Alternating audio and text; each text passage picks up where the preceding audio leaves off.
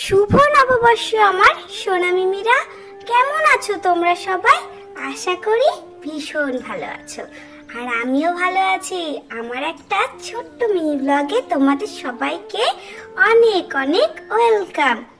তোমরা যেন আবার ভেবো না এই ভয়েসটা আমার, এটা কিন্তু আমার মার ভয়েস, কারণ আমি তো এখনো কথা বলতে পারি না। কিন্তু ওই যে মায়ের বড্ড ইচ্ছা আমাকে দিয়ে ছোট্ট ছোট্ট মিনি ব্লগ শেয়ার করবে, তাহলে নাকি এই যে সব আমার ছোটবেলার স্মৃতিগুলো থেকে যাবে। তাই মার বড্ড ইচ্ছে আমাকে দিয়ে মিনি ব্লগ করাবে। তাই ভাবলাম এই পয়লা বৈশাখ থেকে শুরু করি।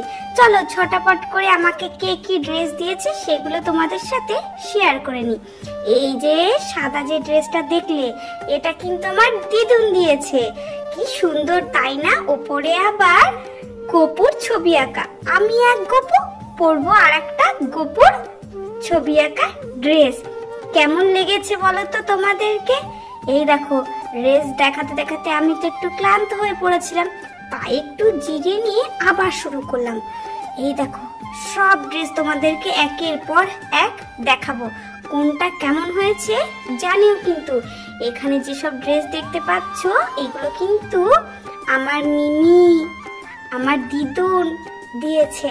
কেমন লাগছে তোমাদের বলো? আর এখানেও অনেক ড্রেস আছে, কিন্তু ওই যে মা গোছানোর ভয়ে দেখো সব প্যাকেটে করে রেখে দিয়েছে আর আমাকে খুলে দেয়নি।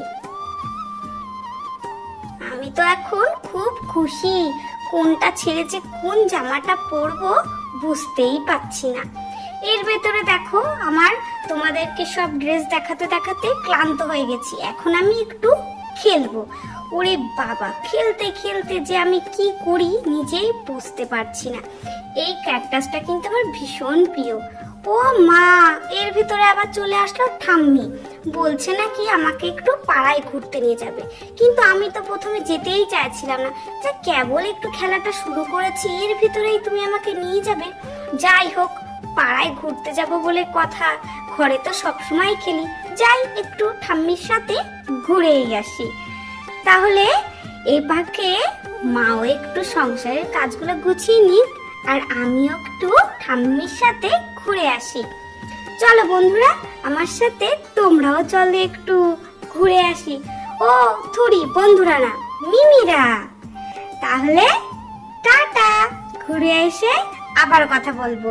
তাহলে চলো, এতক্ষণে মা আবার ছটাপট করে মার সব টুকিটাকি কাজ সেরে নিক। এই দেখো আমার এদিকে কত জামা কাপড় নাড়া রয়েছে, মা সেগুলো তুলে নিয়ে এসেছে, এনে এই যে সব ভাঁজ করে দিচ্ছে। ওই যে যে ব্যাগটা দেখছো ওইটার ভেতরে মা সব আমার প্যান্ট রেখে দেয়, ওই সাদা বাস্কেট, মানে সাদা বলছি কেন, সবুজ বাস্কেটের ভেতরে জামা রেখে দেয়। যাই হোক, ঘুরে এসে আমার প্রচন্ড খিদে পেয়ে গেছে, এই যে মা আমাকে খাইয়ে দিচ্ছে। মা ভেবেছিল যে ক্যামেরার যখন ভিডিও হচ্ছে তখন একটু হাসি খুশি থাকবো, কিন্তু ওই যে মাকে আমি এত ডিস্টার্ব করছি, মার মুখে আর হাসি নেই। তাহলে বলো বন্ধুরা, থুরি মিমিরা, কেমন হয়েছে আমার এই মিনি ব্লগটা? অবশ্যই কিন্তু কমেন্ট করে জানিও।